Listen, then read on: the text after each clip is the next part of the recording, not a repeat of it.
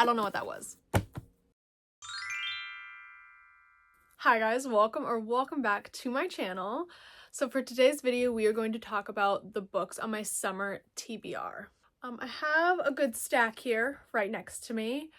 I do have some that I don't have the physical copies for, but we're just going to go over the books that I have the physical copies, and then after that I will go over the few that I don't have the copies for. Let's just get right on into this video. Can't believe that it's literally spring already. Like, it's already almost summer. Time is going by so quick. I feel like it just turned 2026, like last month. Okay, so the first book I'll mention is Spur of the Moment by Carly Brenna. So the reason why I want this for my summer TBR is because it's cowboys. And when I think summer, I think cowboys. Now, I read cowboys like all year round, okay? But when I think about cowboys, summer. And you know what? I'm going to read the backs to all of these because, you know, I actually don't know what any of these books are about, if I'm being so for real right now. Coming home was supposed to be temporary, but this time he isn't letting her go. Letty Bronson. Oh, Letty. Oh, Fast and Furious, anyone? Yeah? Yeah? Okay. Letty Bronson thought that running from her problem was the only way to find happiness and avoid risking losing the one person who meant the most to her. But running didn't solve a single thing, and when she returns to her family's ranch in Bell Buckle, that's such a cute name, Bell Buckle, she has no intent on staying. She's only there long enough to figure out where to land next, but one road trip later, she's convinced she doesn't know what she wants. Bailey Cooper has always given more of himself to the two ranches he works on than his personal life. But one thing he knows for sure, Letty is the girl he's going to marry. When she leaves without a goodbye, the day after her 18th birthday, he is convinced he'll never see her again. That is, until she's falling off a ladder and into his arms. Even after 5 years, he's still lost in those baby blues of hers and falls impossibly harder after a few days alone with her. But coming back to Bell Buckle doesn't mean she's here to stay. She left once already. What was stopping her this time? Is this sounding like kind of like Second Chance? Like Second Chance Cowboy? Plus, I've never read anything by Carly Brenna before. I'm pretty sure she wrote like a... No, I might be thinking of someone different. No, I think she's written like dark romances. I think. Because I've seen this name before, but not on a cover like this. So that's kind of fun. She literally wrote a dark romance and then like wrote like cowboy. I could be wrong though. I'm gonna put it here just in case I found it. And then we have Till Summer Do Us Part by Megan Quinn. This came out, I want to say, last summer, and I never got around to it. Megan Quinn writes some good rom-coms. I know that. I've read two books by her. No, I think I read one. It was a Christmas book. I think it's How My Neighbor Stole Christmas. I really enjoyed that. I think I'd rated like 4 stars. So yeah, I'm really excited about this. I've never read her summer romances before though. I got what I wanted. I became buddy-buddy with my boss in an instant, but the cost will be hefty. Finding a husband by tomorrow. Scotty Price just started a new job and it's a real sausage fest. She's the only woman on a team filled with Brads and Chads. Expecting a bachelor pad atmosphere, she is quickly corrected when she finds out everyone is happily married. In an effort to impress her boss, Scotty mentions her non-existent husband in a company meeting, but eagle-eyed Chad points out her lack of wedding ring. Panicked, Scotty creates a story about her unhappy marriage. Unfortunately for Scotty, her boss has a solution. A one-on-one session with the best marriage counselor in the Northeast, who happens to be her boss's husband. With no way out of her lie, Scotty agrees to see him. Frantic, she calls in help from her best friend, who sets her up with his brother, an improv-obsessed millionaire. Oh, okay, so he's a millionaire. Not a billionaire, a millionaire. And it seems kind of like fake dating, but like more like fake married. Enter Wilder Wells, more than happy to take on the job. He teaches Scotty the main rule of improv.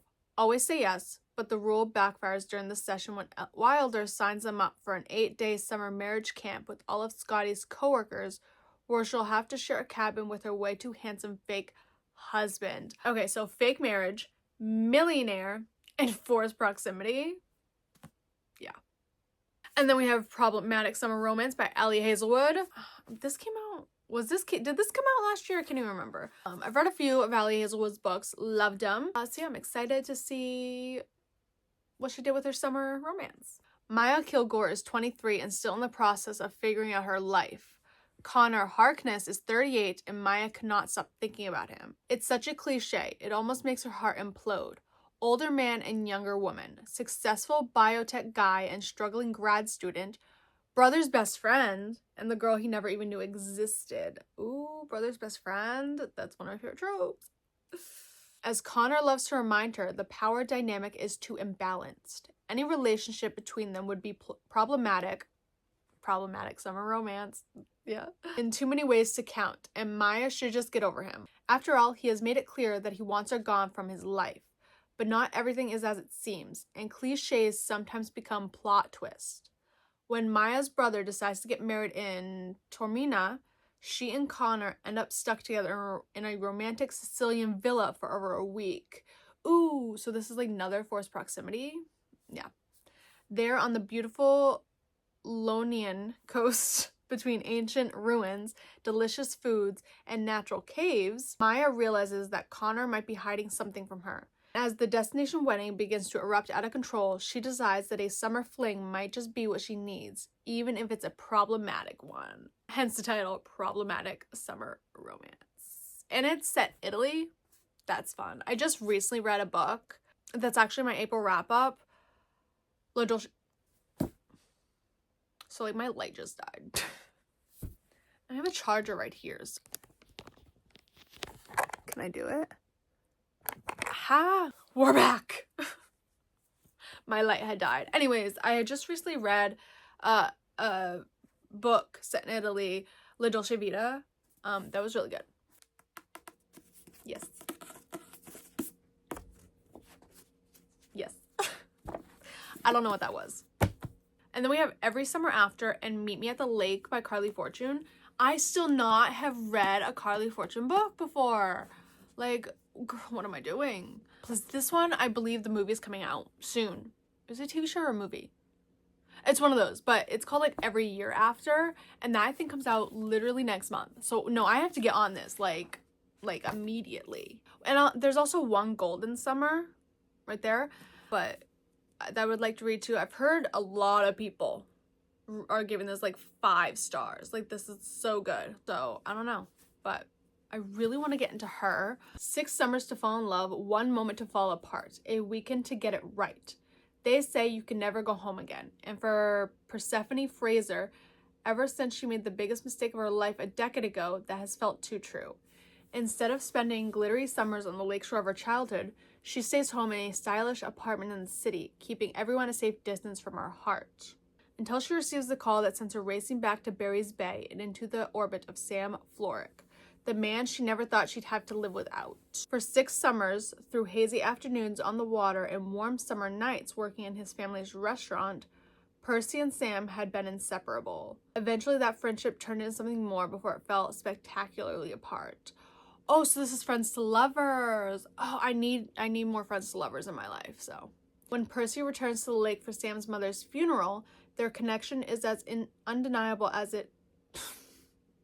I can't talk. When Percy returns to the lake for Sam's mother's funeral, their connection is as undeniable as it has always been. There we go. But until Percy can confront the decisions she's made, they'll never know whether their love is bigger than the biggest mistake of their past. Told over the course of 6 years in 1 weekend, Every Summer After is a gorgeously nostalgic love. Let's do that again.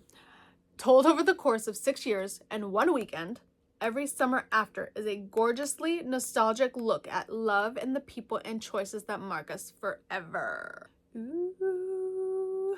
And then we have Meet Me at the Lake. Is this like set? Like, do the people in these books like know each other? Like, are these friends of the friends of these? Like, I don't know. But let's read the back of Meet Me at the Lake. Okay, let's do a little drink break. Literally been recording for 13 minutes. Guys, I've been obsessed with the cherry vanilla Olippops. This and the strawberry vanilla, spectacular. Let's reapply my lip gloss. Guys, I want to show off my cute outfit as well. Okay, so like, because I just got this at TJ Maxx and it's so cute. I'm gonna stand on the couch. You ready? Do you see this? Look how cute this is. It's like a long pantsuit romper, and it's got like the tie on the back right here. Oh, it's so cute. Okay. My knee just popped. And that hurt so bad. Yeah, we're good. We're good. Okay, now let's read the back of Meet Me at the Lake. You and me in 1 year, don't let me down. Fern Brookbanks has wasted far too much of her adult life thinking about Will Baxter. She spent just 24 hours in her early 20s with the aggravatingly attractive and idealistic artist. A chance encounter that spiraled into a day-long adventure in the city. The timing was wrong, but their connection was undeniable. They shared every secret, every dream, and made a pact to meet again 1 year later.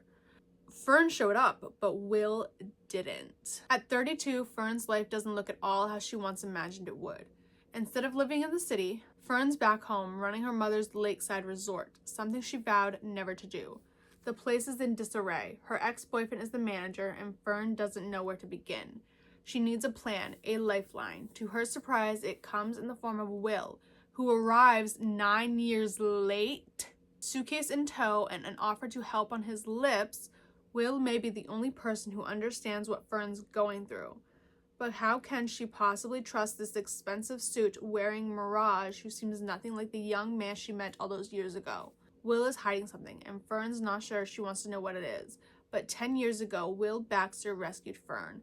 Can she do the same for him now? I'm not gonna lie, I kind of want to read these now. Like, I want to know.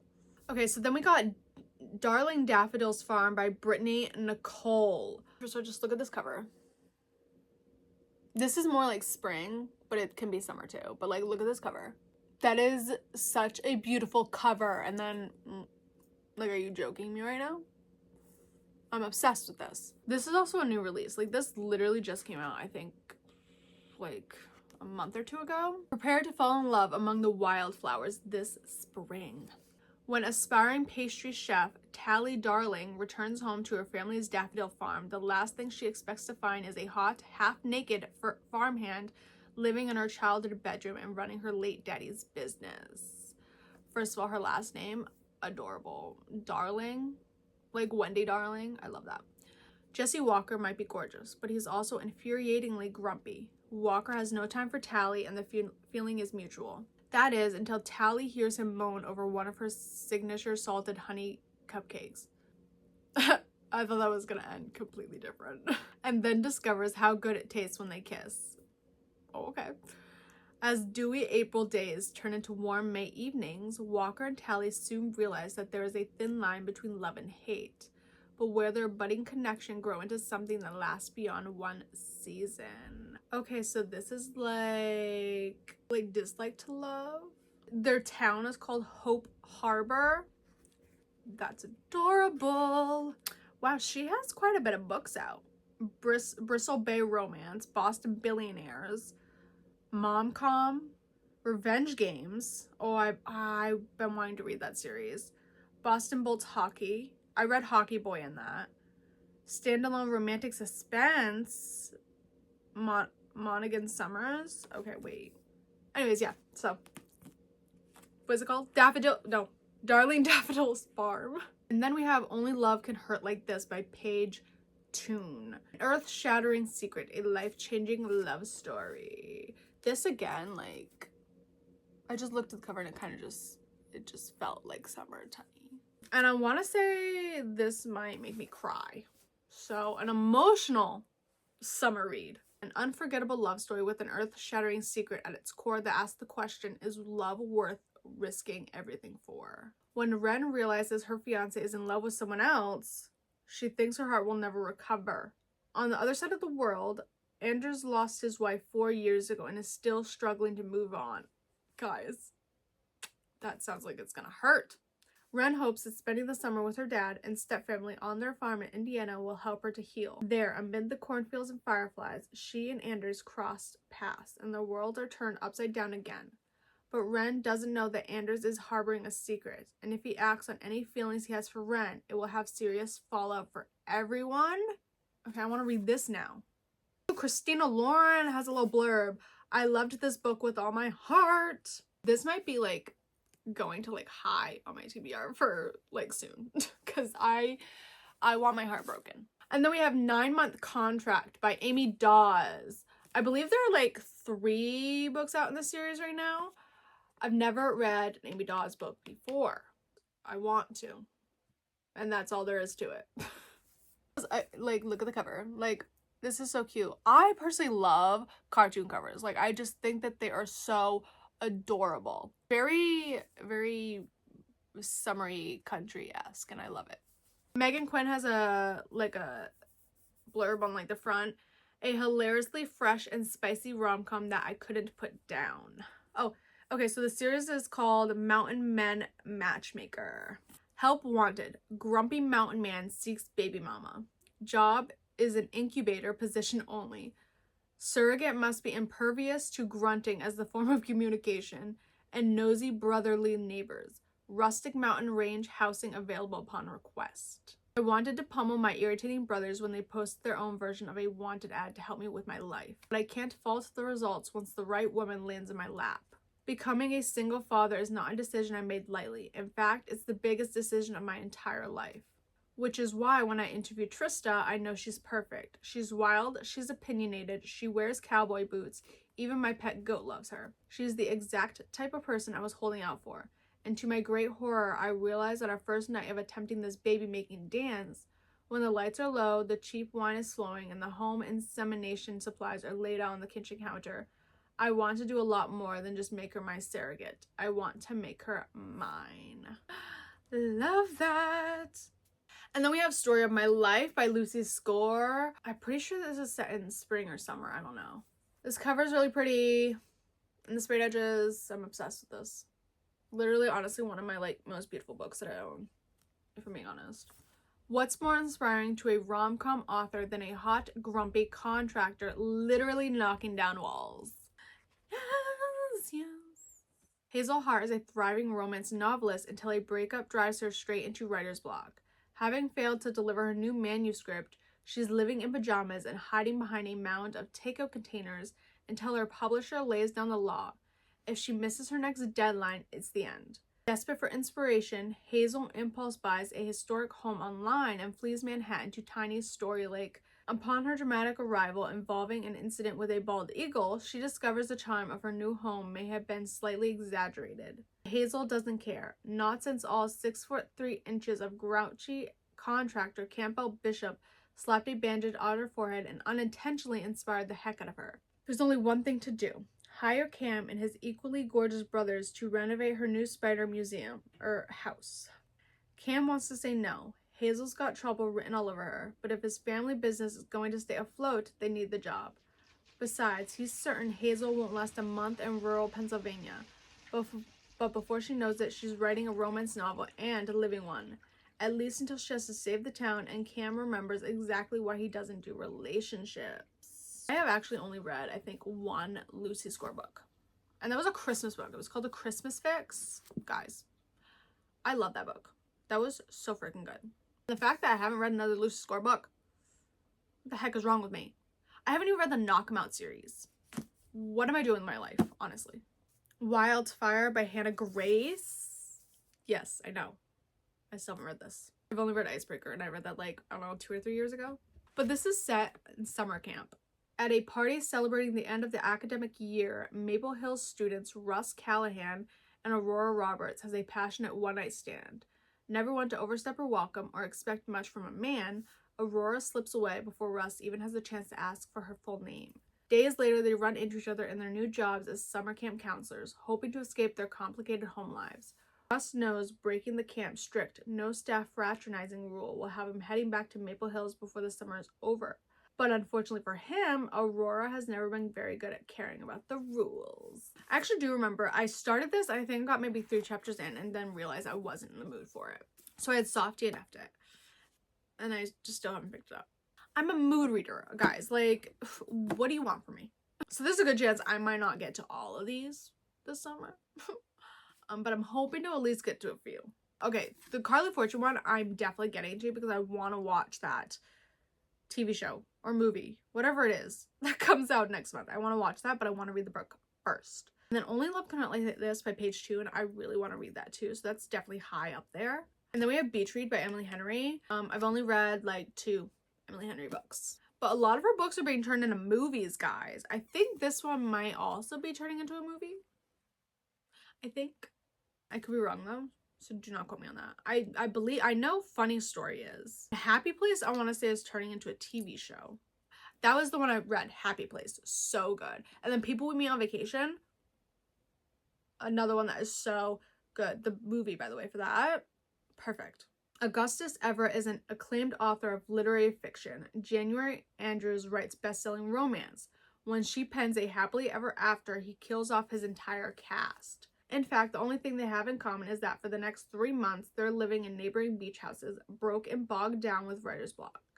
Then one hazy evening, one thing leads to another, and they strike a deal designed to force them out of their creative ruts. Augustus will spend the summer writing something happy, and January will pen the next great American novel. She'll take him on field trips worthy of any rom-com montage, and he'll take her to interview surviving members of a backwoods death cult, obviously. Everyone will finish a book and no one will fall in love. Really fun. So this is about authors. I love that. And then we have The Strawberry Patch Pancake House by Laurie Gilmore. The only book in this series I have read is A Pumpkin Spice Cafe, which I really enjoyed. I rated that like 4 stars. It's like a fun, little spicy, not like super spicy. I think it's got like a couple spice beans in the books. At least there was in Pumpkin Spice Cafe. But it's just a fun, small-town spicy romance at Dream Harbor, which I love that name. Dream Harbor. I want to live there. As a world-renowned chef, single dad. Oh, single dad. Single dad. This might be high on my TBR too. Single dad Archer never planned on moving to a small town, let alone running a pancake house. But Dream Harbor needs a new chef, and Archer needs a community to help raise his daughter. Iris has never managed to hold down a job, so when Mayor Kelly suggests Arthur is looking for a live-in nanny, she almost runs in the opposite direction. Oh, so single dad nanny, literally one of the best. Now Iris finds herself in a whole new world, one where her gorgeous new boss lives right across the hall and likes to cook topless. Keeping everything strictly professional should be easy, right? Yeah, this I think is gonna go higher on the TBR because single dad, nanny. That's all I need to know. And then we have A Deal with the Devil by Elizabeth O'Rourke. I have never read an Elizabeth O'Rourke book before, but for some reason, like, this just seems kind of summery, right? But I would like to read some more new authors, and I've heard great things about this one. He has the face of an angel, but working for this devil is my idea of hell. So maybe it's like enemies to lovers. Oh. Hayes Flynn, brilliant plastic surgeon, renowned playboy, now my new boss for the next 6 weeks. If it wasn't for my sister's hospital bills, I'd have quit the minute he asked me to kick out this plaything from the night before as my first task. And what else did I expect from the arrogant jerk, best known for his Scotch habit and the way he spreads his British charm all over Hollywood? Never with the same woman twice. Except Hayes isn't quite as awful as I thought. Bickering with him over his morning coffee or afternoon drinks is the highlight of my day. And bickering with me seems to be the highlight of his. And the longer we're together, the more I suspect that under that smug exterior of his is a wounded heart he doesn't want to show. One that was badly broken a decade earlier. I'd like to fix it for him before I leave, but can I do it without breaking my own in the process? So yeah, it sounds like he is a jerk. And she falls for said jerk. So now for the books that I don't have physically. I've already mentioned one, Golden Summer by Carly Fortune. That's on my list. And then we have Promise Me Sunshine by Cara Stone. I'm not going to be reading the descriptions for these ones because I don't have them. I have heard that this is like emotional. So this is like an emotional summer read. Oh my goodness, that is so funny. That's the only book that I don't physically own. Here I am thinking that I had like a few. That's the only one. So that's it. That's literally the end of this video. Let's see if I can carry all these books. Ready? Let's see if we can do this. All right. I'm scared how this is gonna, I don't know if this is gonna work, guys. I did it! I did it! Okay. So yeah, these are all the books on my Summer TBR. If any of these are on your Summer TBR, if you've read any of these, please let me know. Let me know what you thought of them. What one's your favorite read? And one that you were just really, really, really excited to get to. And even let me know, like, books that I haven't even mentioned that are on your Summer TBR. I would love to know. And then maybe I can add it to my Summer TBR. I mean, I really don't need to with what I got going on here, but I always love new book recs, so please send them my way. If you like this video, please, please, please give it a like and subscribe, and I will see you in my next one.